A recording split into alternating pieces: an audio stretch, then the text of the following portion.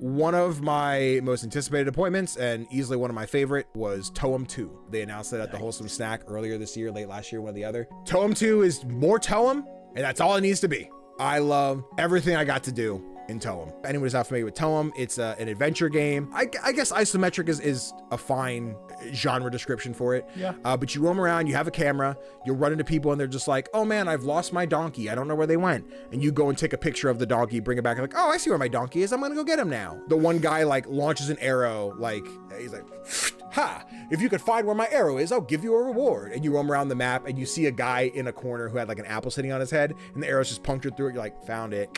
You take it back, it's like, good job, here's a stamp, right? You get enough stamps, you can unlock the next world, or you can stick around, complete this world, and then get all the stamps and move on. I'll be the completionist trying to complete everything as I go. Video watchers, you see a bunch of the B-roll that Pop Agenda set me up with. Most of these things, I believe, are different levels, not the ones that I got to play. They changed the art style enough where, like, so it's still 2D characters, but it is 3D environments, which there was a bit of a, I even hesitate to say learning curve, because it was still the same game, just 3D items means I'm blocked a little bit more, because look at that fucking little gnome guy, he's cute. But yeah, I got to talk to, I think Yost is how you pronounce it, Joost, was one of the composers. Yost. Very chill, very fun conversation. They talked about writing the music. They did the music for the first game. Oh my god, so Winnie the Pooh, I didn't get to see him.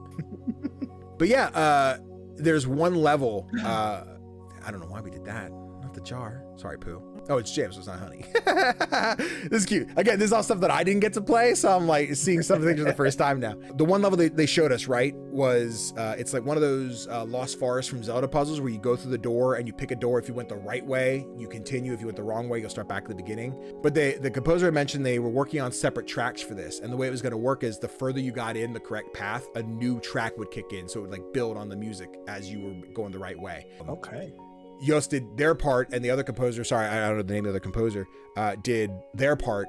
And before they flew out for the event, they were like, hey, send your stuff. We'll throw it in the demo. We'll see what we can do. So as they set up to prepare the demo, all the things were dropped in. That was the first time Yost got to like see it, like the music put together. And I was like, oh, this is really cool. We're seeing the build. I got to listen to it. It was a little tough because we're on the show floor and I had one headphone on so I could hear the devs and then, et cetera. But it was really cool because I was like, I guess there was an answer around the world of like, here's the path you need to take. I didn't find that, but like, we want to get you through it because you're killing it.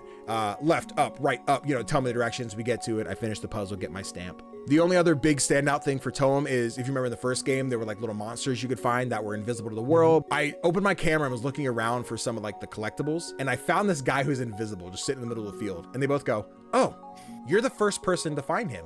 And I'm like, yeah, I'm a big fucking dude. I know how to play Toem, baby. I know what I'm doing. But the whole thing is he was given an invisibility potion and now just can't be seen by anybody. And he goes, wait, you could see me? Quick, go find the potion maker and bring me a potion. He gives you the ingredients or the recipe. You go over to the potion guy. You give him, you need like 5 mushrooms to make a recipe. And then they'll give you the potion. You take it back to the person, you give it to him, it'll heal them. So I go to the potion guy, give him everything, come back. You give him the visibility potion. So he's now visible. I get another stamp. I was very like, honored's the wrong word, but I was like, I'm the first person to find this in Toem 2. Like, I'm fucking great, dude. It's amazing. Like, again, a highlight for me was my game of the show until I got to play something else, which again, like, that's not to take away from Toem. I just got to play a game I was very excited for. So I wonder what that one's gonna be. Wonder what it was. People are about to find out. Yeah, Toem 2, 2026.